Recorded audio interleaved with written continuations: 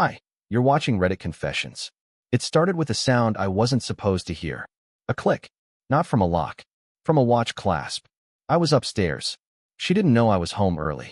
I had a dentist appointment, but it was canceled. I didn't text. Just walked in quietly and dropped my keys on the counter. That's when I heard it. Click. Then whispers.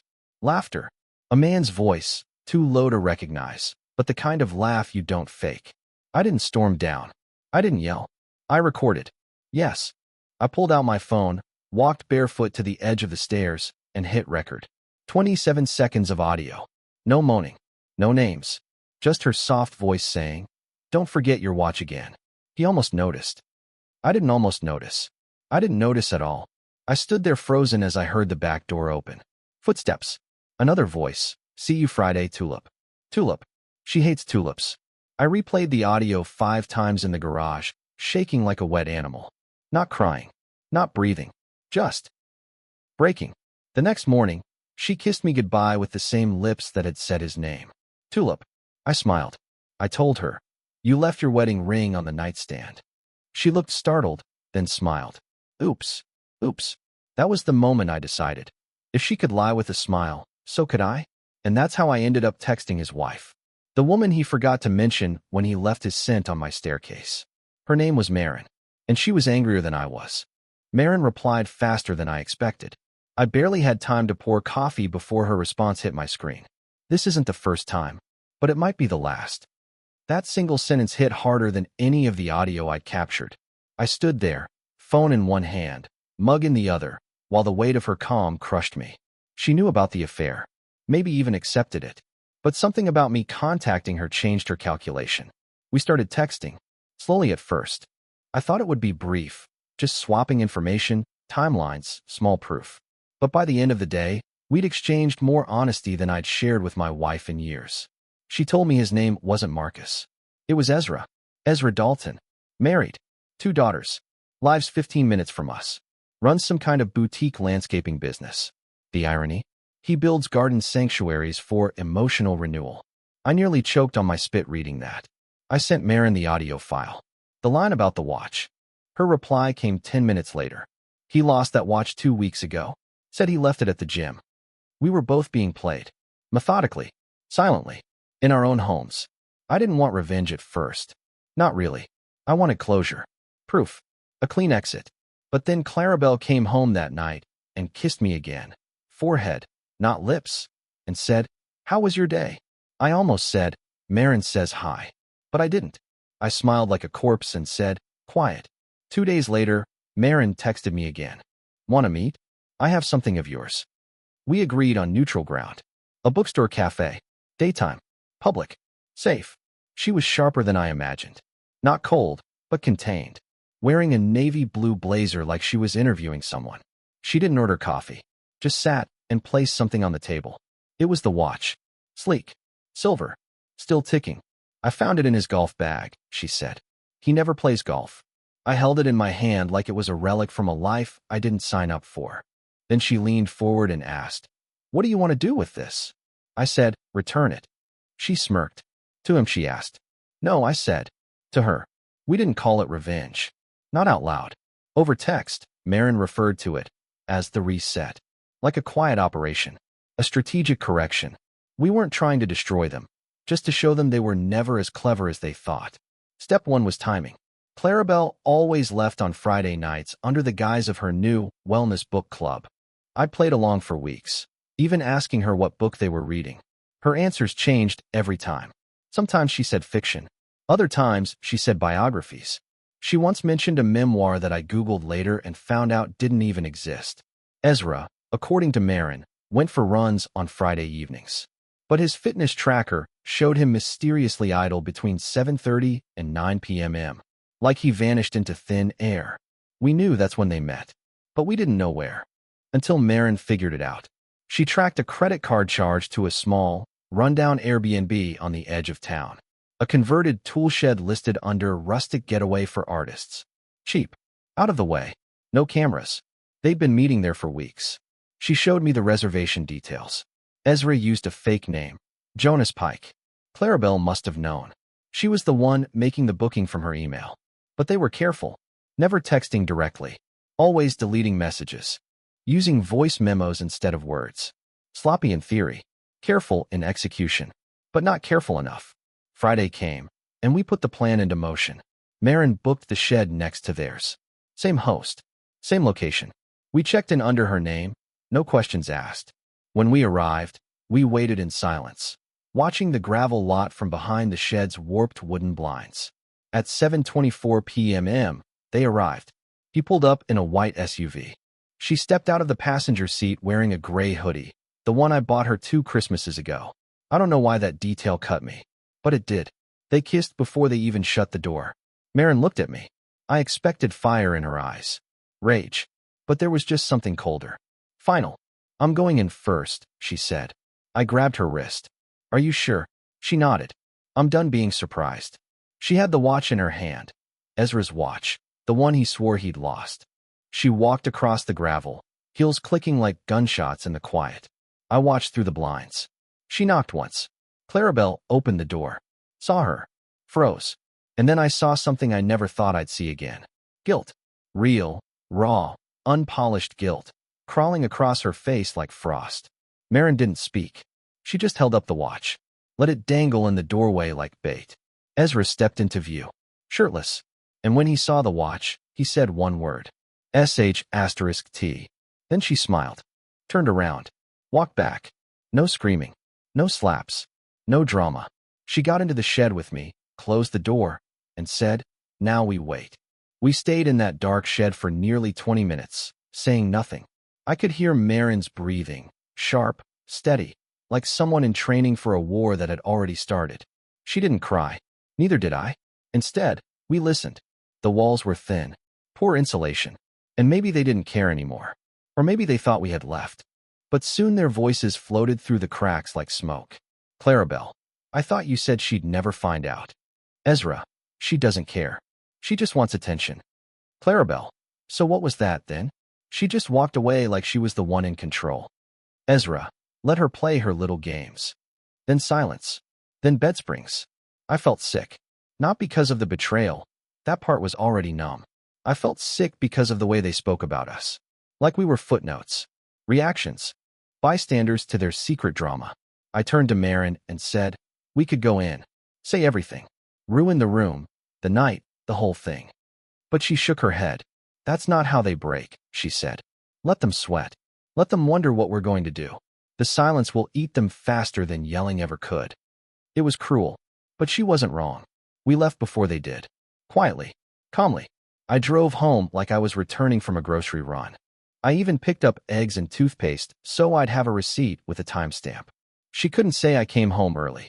But when she did come home, around 10:43 p.m., her face had changed. Not scared, just calculated. She walked into the kitchen, took out the milk, and said, book club ran late. I said nothing. I just handed her the eggs. She looked at me. Really looked, like she was searching for something in my eyes. Suspicion. Evidence. A crack. But I'd rehearsed this. I smiled. I left your hoodie on the chair. She nodded. Thanks. Then she went upstairs. I sat alone in the kitchen with a glass of water, staring at nothing, until I got a message from Marin. One sentence. Let's invite them both to dinner. At first, I thought Marin was joking. Dinner? With them? But the longer I stared at her message, the more I realized she wasn't talking about confrontation. She was talking about control. She wanted them trapped, not in a hotel room this time, but in the bright, suffocating honesty of our attention. A calm, deliberate performance. And the truth is, I liked it. So we made the call. I invited Clarabelle to dinner with new clients I had met through work. Told her I'd be cooking. Told her to dress nice, nothing too formal. She smiled and said, oh, a double date. Like it was the first time we'd done something exciting in months. She had no idea. Marin told Ezra it was a real estate couple she wanted him to meet. Said they were looking for someone to redo their yard. She baited him with money. He bid instantly. That Friday, 7 p.m., they walked in. Together. Separately. Coordinated lies arriving from opposite corners of the chessboard. Clarabelle was wearing a soft beige dress, the one I used to love, before I found out what she wore when she left. Ezra showed up in a pale blue button-down, trying to look casual, relaxed. He even brought wine. He looked right at me and said, "It's great to finally meet you, man." I almost laughed. Not because it was funny, because it was exactly what I expected. Fake charm, polished teeth, that smooth confidence of a man who thinks he's ahead of everyone in the room. We sat at the table, Marin and I on one side, them on the other. The irony didn't escape me. For people, 2 marriages, no trust. We ate grilled chicken and roasted vegetables. I asked Ezra about his work, pretended I was interested. He talked a lot. Too much. Clarabelle laughed at his jokes. Too loudly. But something shifted mid-dinner. Clarabelle glanced at Marin's necklace, a delicate gold chain with a small tulip charm. Her smile froze. Just for a second. I saw the moment her mind snapped awake. Marin noticed too. She leaned in and said, "It was a gift. From someone who thought tulips meant something." Ezra's fork paused midair. He knew. They both knew. But we didn't confirm anything. Not yet. We just smiled and kept eating. Because nothing makes people panic like knowing they're exposed, but not knowing how or how much. The dinner lasted 42 minutes. No one asked for dessert. When they left, Clarabelle kissed my cheek and said, "They're interesting." I said, "Aren't they?" Then I closed the door, locked it, and finally exhaled. Marin messaged me an hour later. He just asked me if you're a private investigator. I replied, "No, just a husband who learned how to watch quietly."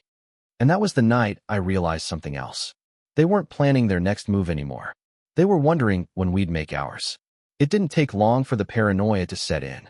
Less than 48 hours after the dinner, Clarabelle changed. Not obviously. Not enough for anyone else to notice. But I did. She started watching me more closely. Not lovingly, analytically. Like I was a math problem she couldn't quite solve. I caught her glancing at my laptop screen when she thought I wasn't paying attention. Once, she left her phone charging in the bedroom and walked into the kitchen, then doubled back for it after 10 seconds, pretending to grab her water. She never used to care about leaving it unattended. But now, every device was locked. Every text notification was suddenly silenced. Her privacy had turned militant. The best part? I didn't say a word. I just started humming in the kitchen. Random songs. Nothing she could place. And every time I caught her watching me from behind, I'd smile a little too long when I turned around. Meanwhile, Marin and I kept our messages short and encrypted. Not because we had anything romantic going on, we didn't. But we both understood something vital. When liars feel watched, they implode on their own. No need to pull the trigger when they're already building the noose. Then came the real sign of unraveling. Clarabelle asked me, completely out of nowhere, if I thought trust can survive a rough patch. I pretended not to understand. She tried to frame it like a general conversation, one of those vague, late-night talks married people sometimes have to keep the air clean. But I could see the tremble in her hand as she poured wine. She was testing me, probing for leaks, wondering if I knew. She still didn't realize I had watched the whole movie. She thought I might have just seen a preview. So I gave her one. "I think trust dies in silence," I said. Not because of what's said, but what isn't. She stared at me for a long second, then nodded slowly and drank her wine like it tasted wrong. I didn't push, because the very next day, I got a voicemail. From Ezra. Blocked number. Voice trembling.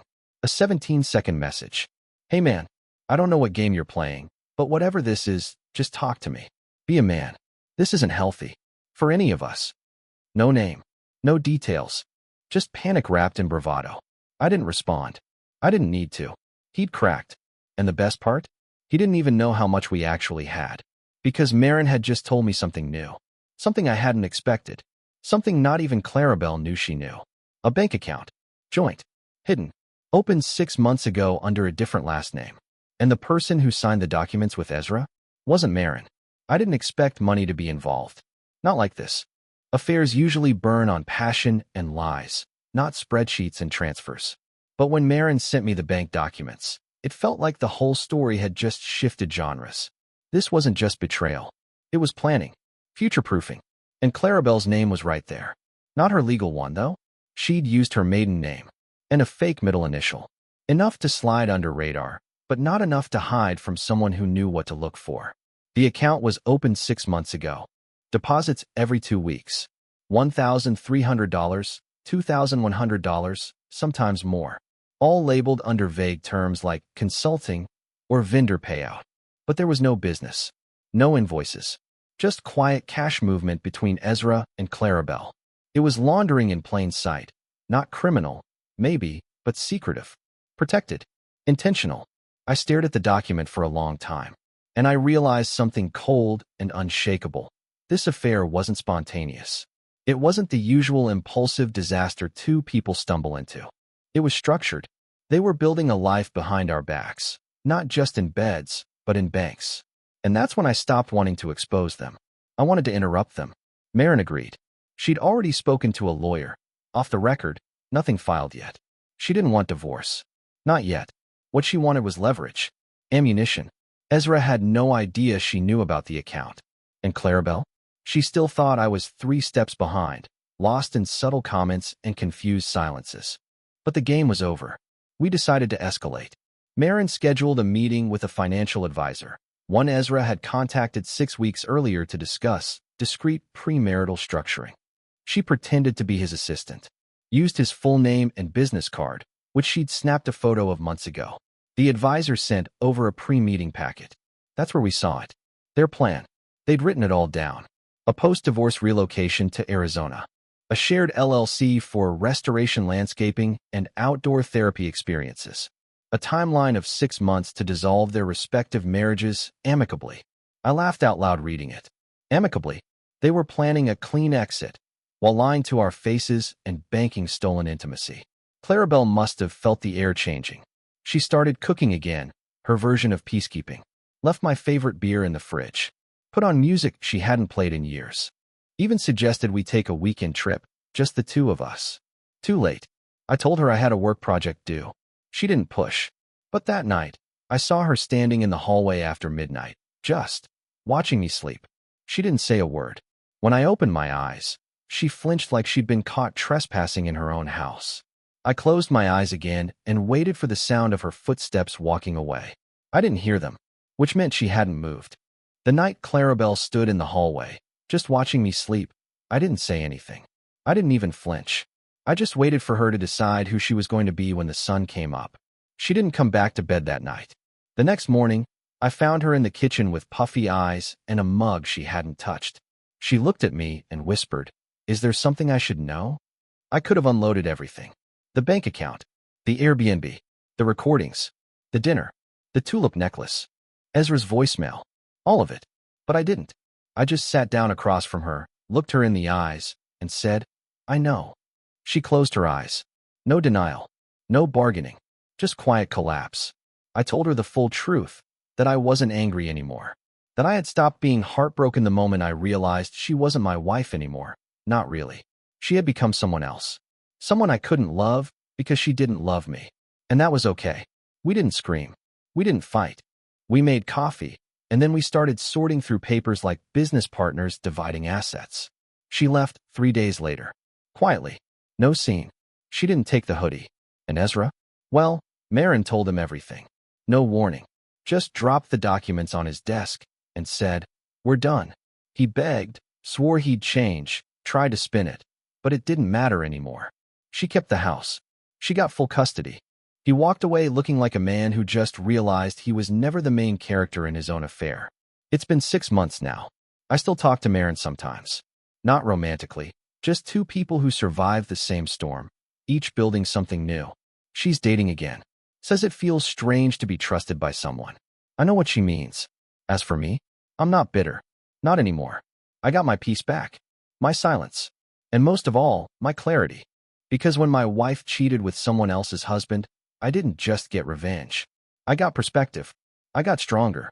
And in a strange way, I got closure. Like I said in the beginning, she cheated on me, so I took her lover's wife. The best deal I ever made. If you've ever uncovered a secret you weren't supposed to find, whether it was a phone, a voice message, or something way worse, let us know in the comments.